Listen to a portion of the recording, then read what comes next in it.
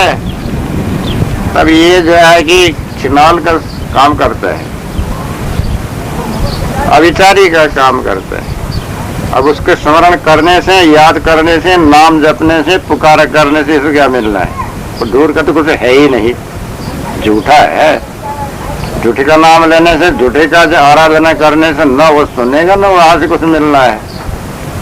अपने आप का जो है कि स्मरण करो और अपने में स्थिर रहो और कर्तव्य ठीक करो। कोई भी जो है मन वचन कर्म बेकार मत करो तो तुमको शांति मिलेगा।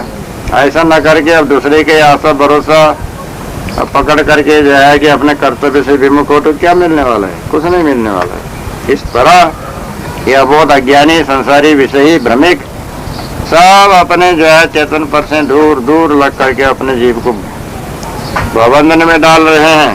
सज्जनों, संतो, ये इसको समझो, तुम अपने जीव को जो है छुड़ाने का काम करो, अपने पद से विमुख के जो है कि काम मत करो। पाही कर राशि यह सब बात कहे नहीं साथी।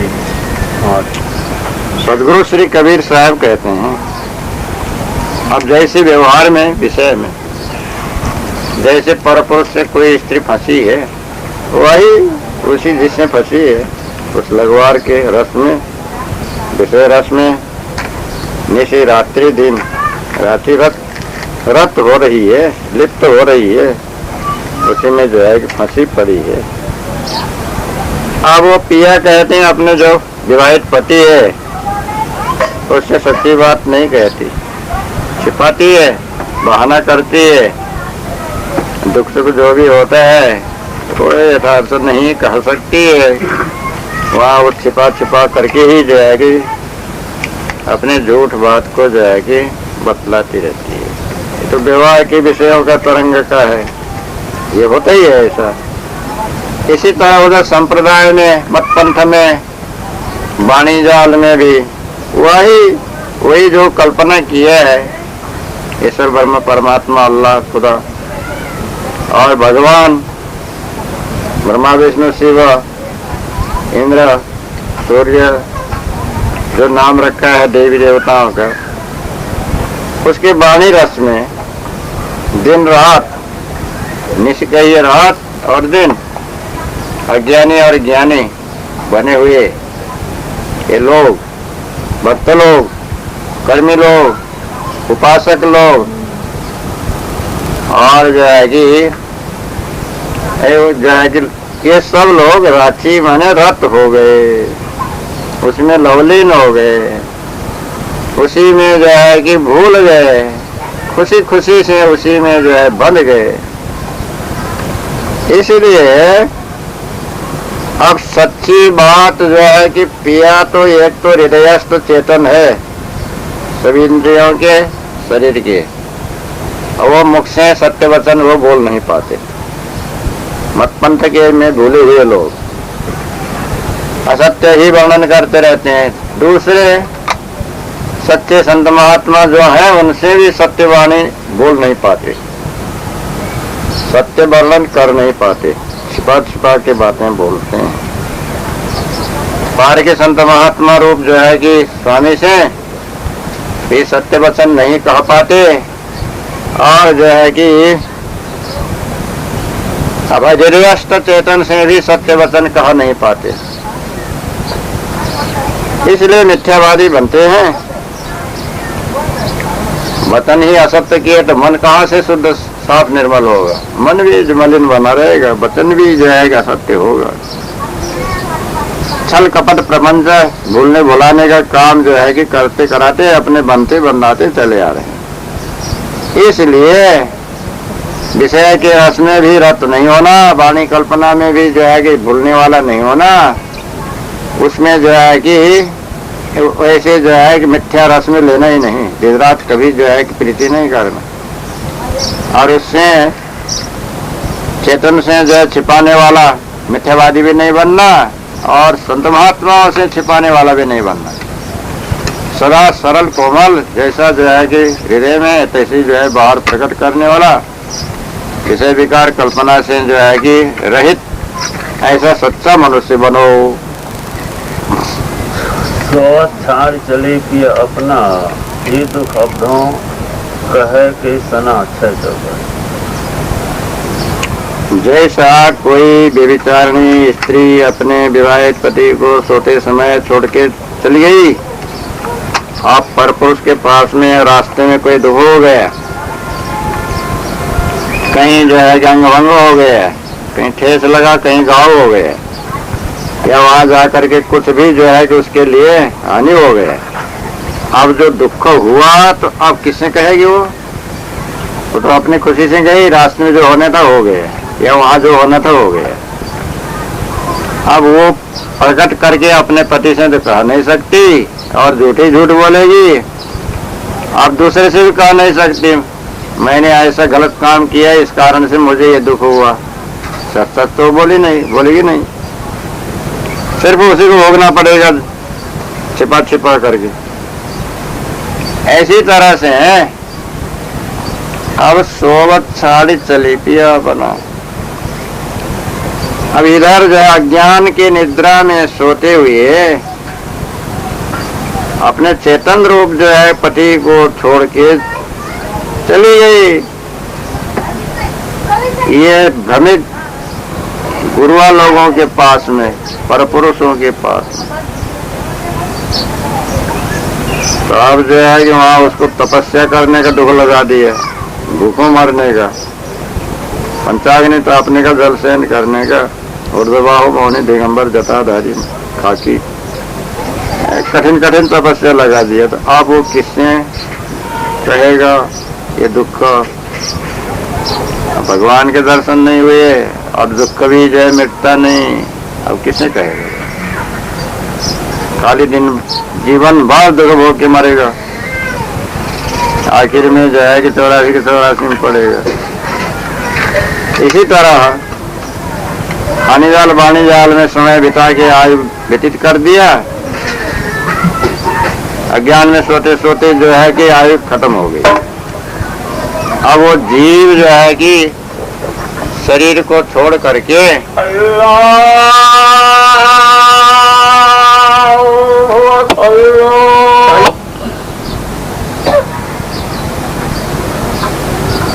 तो मत सारी चली पी अपना, ये दुख अवधों कहे कि सुना। सदगुरु कबीर साहब बतलाते हैं, इधर खाने में सोते हुए, उधर वाणी में सोते हुए, अथवा जो है कि अज्ञान दशा में सारा आयु बिता के सोते हुए, आयु बीतने पर ये जीव अपने स्वरूप, ये कहिए अपने स्वरूप ज्ञान से विमुख होके शरीर ही छोड़ के चला गया।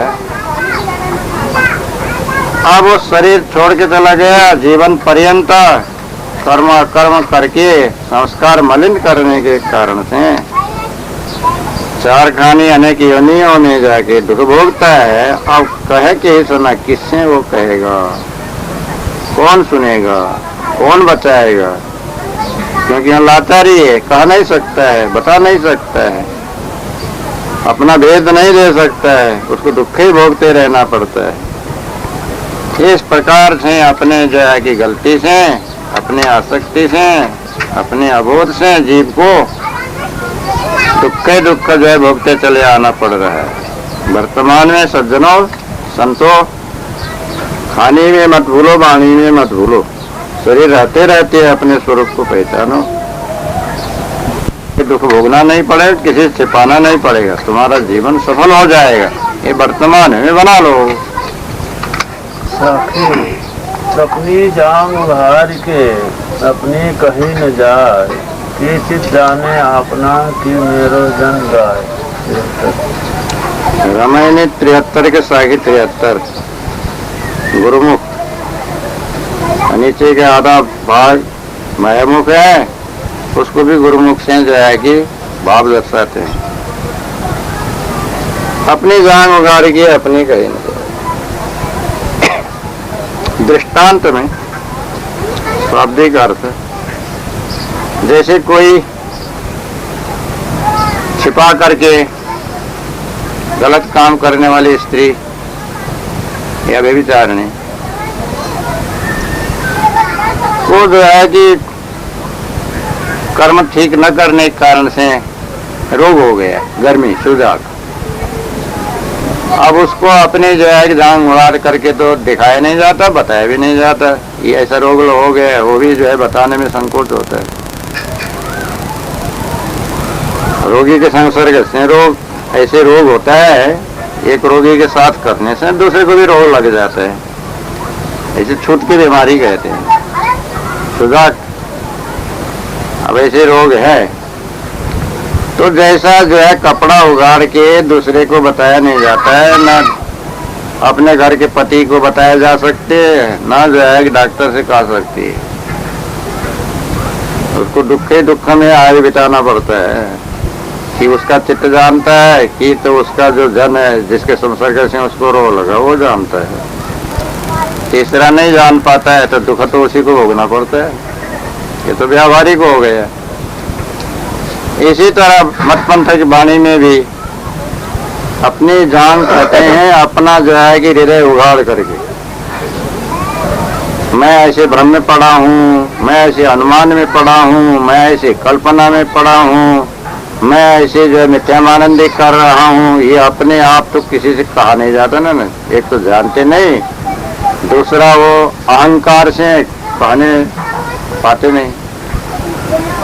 मैं अज्ञानी हूँ, मैं भूला हुआ हूँ, मैं अबोध हूँ, मेरा सारा जीवन तो यूं ही व्यर्थ में चला गया है, मुझे बोध कीजिए, ऐसा खुल्लम खुल्ला कहा कह सकते हैं। क्योंकि कोई मठाधीश बने हैं, कोई संप्रदाय के जो है कि विशेष बने हैं, कोई बूढ़े बड़े बने हुए हैं, कोई अधिकारी हैं, कोई मानते हैं, कोई आचार्य हैं, कोई मंडलेश्वर है, महामंडलेश्वर है, अब वो कैसे बता सकते? मुझे सत्य का ज्ञान नहीं है, ऐसा कैसे बोल सकते? मुझे स्वरूप का ज्ञान दीजिए, किसी के संत के पास में आके वो तो बोल नहीं सकते, अपने हृदय उगाड़ करके सच सच भी बता नहीं सकते। तो जो है कि या तो उनको दुख तो होता ही है, न ईश्वर मिला, न रिद्धि सिद्धि प्राप्त हुई, न मन शांत शीतल हुआ, न लोभ काम क्रोध मोह छूटा, आशा तृष्णा कुछ भी नहीं छूटी, खाली समय बीत गया, आयु बीत गया, लंबी समय हो गई। अब मान बढ़ाई के कारण और संप्रदाय के घेरे के कारण फूले न समा रहे हैं, भीतर कुछ भी नहीं, खाली खाली। अब वो तो जो है कि कुछ उन्मुख से तो कह नहीं सकते, स्वीकार भी कर नहीं पाते, नम्रता दीनता भी नहीं आती, जैसे साधु संतों से जो है मिलना जुलना चाहिए वैसा भी नहीं हो पाता। या तो उनके चित्त जानता है उनका भ्रम को, या तो जिन्होंने जो है कि उनके जन, उनके भक्त, उनके गुरु, गुरुजन, भक्तजन जिन्होंने गाया है, कथन किया है, वर्णन किया है, मार्ग में लगाया है, या उनके समान ही जो है कि जो गुरु भाई लोग हैं वो ही जानते हैं वो भ्रम को, वो कल्पना को, उस मिथ्यामानंदी को, उसके जो है कि आशा भरोसा को। कब दूसरा नहीं जान पाते हैं, दूसरे वाले तो बीच में बोले बुलाए हैं, उसके रहस्य को जो है कि सब कोई नहीं जान पाते। इसलिए उसी में जो है कि बहुत समय बीत गया, बड़े बूढ़े हो गए, बस अज्ञान के अज्ञान में, धोखे के धोखे में, वाणी जाल के वाणी जाल में, संप्रदाय के संप्रदाय में, सन्यासी उदासी बनवासी खाकी नागे निर्वाणी तपस्वी, और अभी जो है कि 80-90-100 वर्ष के भी हो गए, तो अज्ञान का अज्ञान, ब्रह्म की बातें बोलते हैं, मिथ्यामानंदी कर रहे हैं, मिथ्या आशा भरोसा लगा रहे हैं, बस जो है कि वही राम कहो बेटा राम, सभी काम राम की कृपा से करो। अब कहाँ बैठा राम, तो हृदय के राम का तो कुछ निश्चय नहीं है। हाँ हृदय में है, सब जगह है बेटा, सब जगह, ऐसे बता दिए। अब उनके मुख से निकला वाणी तो अब वही विश्वास करेंगे, जैसे बहुत बड़े बूढ़े अब ये जो बता रहे हैं तो यही बात सच है। सुनने वाले को वही निश्चय होगा। तो ऐसे भूल भूल में सारा आयु बिता जा रहा है कि उनके चित्त जानता है कि उनके जो है कि मार्ग लगाने वाले या उनके जो है भक्तजन जानते हैं। ऐसे मान मान करके जो है कि बस सब इसी तरह से वाणी कल्पना संप्रदाय के जाल में बनते हुए चले गए। अब जिज्ञासु मुमुक्षु जनों को समझाते हैं तो ऐसा जो है नहीं बनना। यदि तुम्हें सत्य का बोध होना है तो अपने हृदय खोल के बतलाओ। जहां पर पार के संत गुरु मिले, सत्य का बोध होने वाला है, क्या तुम मानते हो, क्या निश्चय किए हो, सब पूरा पूरा बतलाओ। कहाँ अटके हो, कहाँ भटके हो, कहाँ का दृढ़ तुमको निश्चय है, किस तरफ की आसक्ति वो बतलाओ। फिर वो उपाय बतलाएंगे, तुम्हारा सत्य स्वरूप का ही जो है कि निश्चय कराएंगे। बिल्कुल निर्भय हो जाओ, सरल कोमल बन जाओ, सदाचारी सद्गुण ग्राही बनो, सत्य को लेने वाला बनो। जब असत्य सबका सब त्यागोगे जब तो सत्य ग्रहण होगा। तो जो है कि तुम्हारा चेतन स्वरूप ही सत्य है। तुम्हारा चित्त सभी को जानता है, सभी को मानता है। तो सभी को जानने मानने वाले तो मिथ्या को जो है भी जानो और मिथ्या को भी जो है त्याग दो। उसको मिथ्या को सत्य मत मानो। जो सतगुरु जो है तुम्हें पारक बोध देते हैं उसी को दृढ़ निश्चय करो। सर्व दुर्गुणों को त्याग कर मोटी झिनी माया से रहित होकर वर्तमान में अपने जीव को निर्बंध मोक्ष कर लो। ये अभिप्राय इसमें दर्शाए हैं।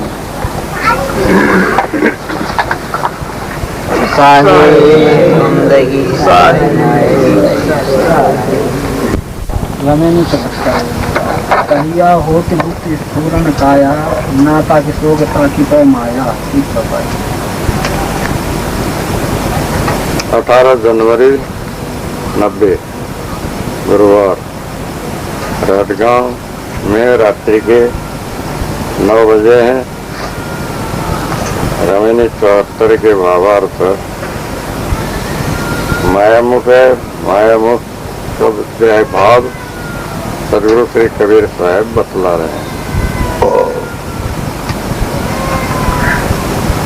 कहिया होते गुप्त स्थूलन काया नता के सोगता की नता के सोगता की पै माया।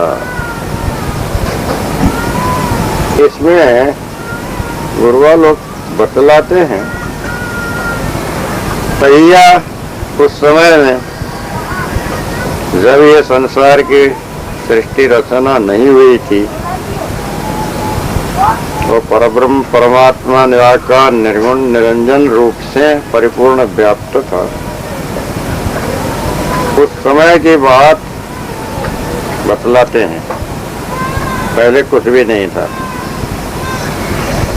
तो परमेश्वर ब्रह्मा निराकार रूप से भरा था। गुप्त था, तैयार होते गुप्त। उस समय में तो गुप्त ही था, बिल्कुल छिपा हुआ। कोई कुछ था ही नहीं, कोई जान नहीं सकता था, देख नहीं सकता था। वो तो कहते हैं कि सूर्य भी नहीं था, प्रकाश ही नहीं था।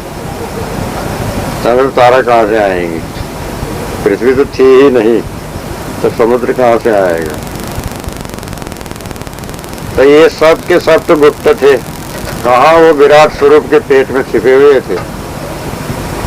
ऐसा आवरण छाया था कि उसको कोई देख नहीं सकता था। अदृश्य, अस्थूल नहीं था, काया भी नहीं था। अस्थूल माने प्रगट, जैसा अभी दृश्य है। पांचों तत्व सूर्य चंद्र तारागण का विस्तार, खगोल पिंड, भूगोल पिंड, शरीर रूप पिंड, तमाम कार्य पदार्थ का विस्तार, ये नहीं था। न काया, स्थूल विस्तार भी नहीं था, और काया माया छाया कोष भी नहीं था। शरीर की रचना करने वाला जीव भी नहीं था। कौन बनावे काया? गुरुमत काया बनाएगा नहीं। ईश्वर वो तो ईश्वरीय रूप में रहेगा, वो भी काया नहीं बनाएगा। काया बनाने वाला जीव तैया उस समय में जीव था ही नहीं। तो जो है कि ये सब जो है कि विलीन था। जब कुछ था भी नहीं तब ये तो सब काया माया में शोक संताप हर्षण होता है। काया नहीं होने से, माया नहीं होने से न था के शोक, उसके लिए कोई शोक नहीं, जन्मेगा नहीं, मरेगा नहीं और तीन ताप भोगेगा नहीं। शोक, शोक, संताप, दुख, कष्ट, क्लेश बिछुड़ने का ये भी नहीं था। तो इतना होते हुए जब कुछ था ही नहीं तो फिर सृष्टि कैसे रचना हुई, कोई शंका करे तो कहते हैं कि देखो, ताकि पै माया, पै करने परंतु, जहाँ पै लगाया वहां परंतु है। कुछ था नहीं, दृश्य नहीं था, सब विलीन था, जो प्रकाश ही नहीं था। तो ऐसी अवस्था में जो है कि निराकार निर्गुण परिपूर्ण अवस्था। तो ये तो ब्रह्मवादी ईश्वरवादी कहते हैं। जैसे उसने कहा ना कि अभी ये जो है भौतिकवादी भी बताया कि 15 अरब पहले वर्ष पहले कुछ नहीं था, ऐसा लिख रखा है। वैसे बताते हैं कि वो 15 अरब की कल्पना करते हैं। अब ये सृष्टि के पहले की कल्पना करते हैं, वो भी कहते हैं कुछ नहीं था। ये तो ऐसे ही जो है कि निहारिकाएं मथन होते होते उसका एक तेजमय पुंज हुआ, तब उसी में से तो दिन रात उसका जो है कि क्रिया तो चालू है। तो बहुत सी जो है कि ताराएं बनते गए, और उसमें से एक सूर्य भी है, वो भी जो है कि निहारिका मथन से ही वो जैसे दही मथने से और उसमें से मक्खन निकलता है, ऐसी जो है कि वो तेज का मथन होते होते,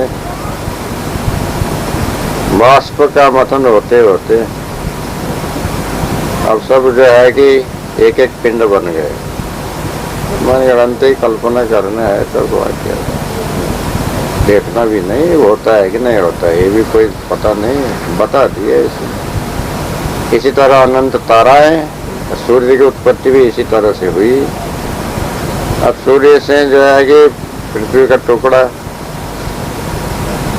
किसी जो है कि विस्फोट के द्वारा हुआ, और पृथ्वी का भी विस्फोट हुआ तो एक टुकड़ा चंद्रमा बन गया। अब ऐसी मनगढ़ंत कल्पना की। तो किसी समय में सूर्य भी नहीं रहेगा, पृथ्वी भी नष्ट हो जाएगी, जितना दृश्य है सब विलीन हो जाएगा। ये भौतिकों का भी जो है, भौतिकवादियों का भी कल्पना है।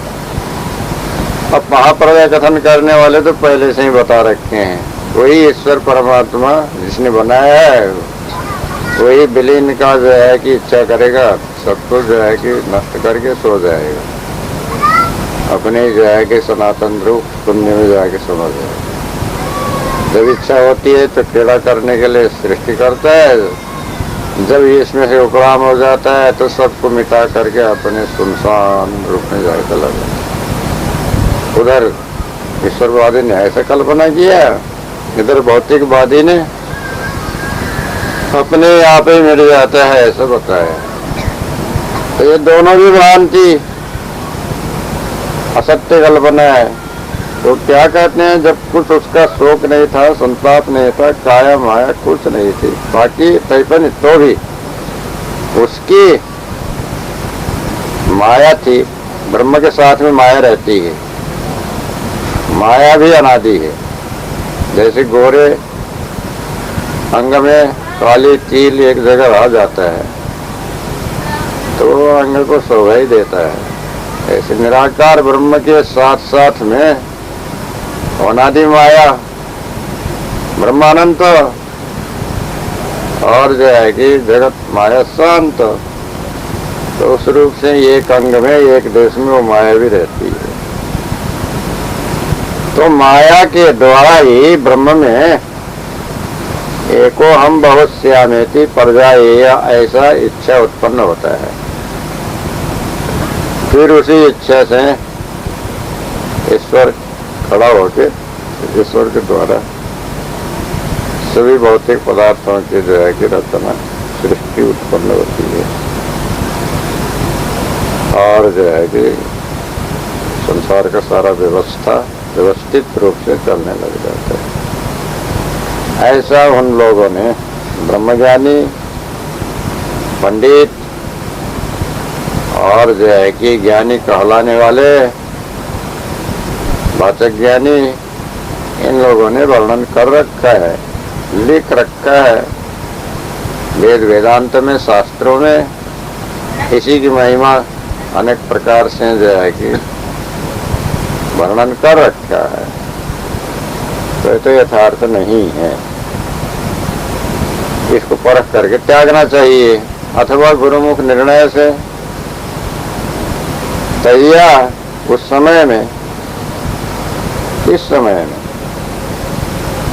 जब ये जो है कि मनुष्य शरीर में नहीं आया था जीव, उस समय में अन्य पशु आदि खाने में रहा तो गुप्त वासना गुप्त संस्कार छिपा हुआ ही था अंतस्करण में। पूर्व मनुष्य देह में किया हुआ पाप पुण्य का संस्कार जो कुछ भी है वो गुप्त रूप में सूक्ष्म देह में था। अब ये जो है कि मनुष्य शरीर का स्थूल देह का संबंध नहीं था, काया बनी नहीं थी। फिर वहाँ उसका जो है कि आयु पूरा होने पर पशु आदि खाने में जब शरीर छूटा वहाँ का स्थूल शरीर, तब ये जो है कि सूक्ष्म शरीर से मनुष्य के जो है कि योनि में आया, पिता के द्वारा माता के गर्भ में जाके इस शरीर को जो है कि बनाकर 9 महीने में जन्म लेकर के आया। तो फिर आने के बाद में दैवी भौतिक जहाँ जन्म हुआ वहाँ पर जो है कि तीनों ताप उसके साथ में लगा रहता है, सब फिर प्रकट हो जाते हैं। अब उसके जो मनुष्य जो विवेकी ज्ञानी ये सब परख करके परित्याग किए हैं, यथार्थ स्वरूप का ज्ञान जिनको है न ताके शोक, उनके मन में कोई शोक संताप मोह ममता आसक्ति अहंकार घमंड कुछ नहीं होता है। वो ज्ञानी है, ज्ञान की स्थिति से वो शोक मोह को मिटाए रहते हैं। तत्व का शोक कह मोह एकत्व मनुपश्यता, ऐसा उपनिषद में वर्णन किया। एक जो है कि अद्वैत दृष्टि करने वाले के मन में कहाँ का शोक कहाँ का मोह, तो एकत्व ही देखता है। एक में शोक मोह नहीं होता है, अनेक में होता है, द्वैत में होता है, द्वैत में नहीं होता है, ऐसा उन्होंने माना। परंतु जो स्वरूप का ज्ञान सत्य का बोध जिनमें है उनमें भी शोक मोह नहीं होता है। अलग अलग जीव मानने पर भी किसी को अपना माना ही नहीं और अपने स्वरूप का ही बोध विचार रहने रहस्य में जो शांत संतुष्ट है उनको बाहर का बने बिगड़े का शोक मोह नहीं होता है। और जो है कि बाकी पैमाया और परंतु उनकी जो है कि शरीर तो है, माया का ये काया शरीर तो पूर्व जन्म के संस्कार से बना है।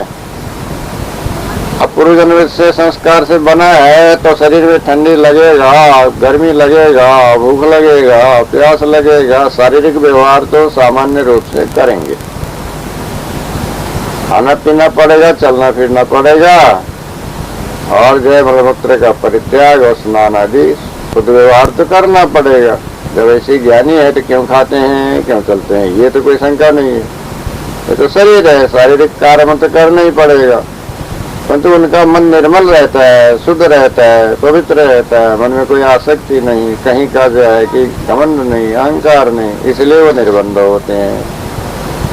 जीवन मुक्त पुरुष भी शरीर रहता है, शरीर का कार्य करेंगे, खाएंगे पिएंगे चलेंगे फिरेंगे बोलेंगे चलेंगे, कभी जो है कि प्रसन्नता की अवस्था आया तो कुछ हंसेंगे मुस्कुराएंगे भी।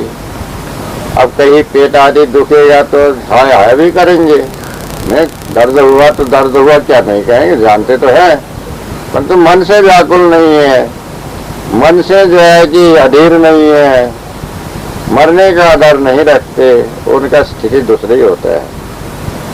इसीलिए जो है कि ऐसे स्थिति वाले का जो है कि निर्बंध ही रहता है। तो जिज्ञासु जनों को, संतों को भी ऐसी स्थिति बनाना चाहिए और बना करके अपने जो है कि सभी बंधनों से छूट जाना चाहिए। ये इसका अभिप्राय हुआ। कमल पत्र अबल पत्र तरंग कमाही, संगई रहे लिप्त पै नाही। तो अब इसमें वही गुरु लोग बताते हैं, जैसा तालाब में पानी है, कीचड़ है, कमल का बीज बो देते हैं, उसी से डंडी, कमल का नाल से पत्ते निकलते हैं, फूल भी निकलते हैं। और कमल का जो पत्ता है पानी के, तालाब के पानी के तरंग में एक साथ ही रहता है और संगम साथ में पानी में ही उत्पन्न हुआ, पानी में ही बढ़ा और पानी के साथ ही रहता है, तो भी वो पानी में लिप्त नहीं होता है, पानी ले पाए मान नहीं होता है। पत्ते के ऊपर पानी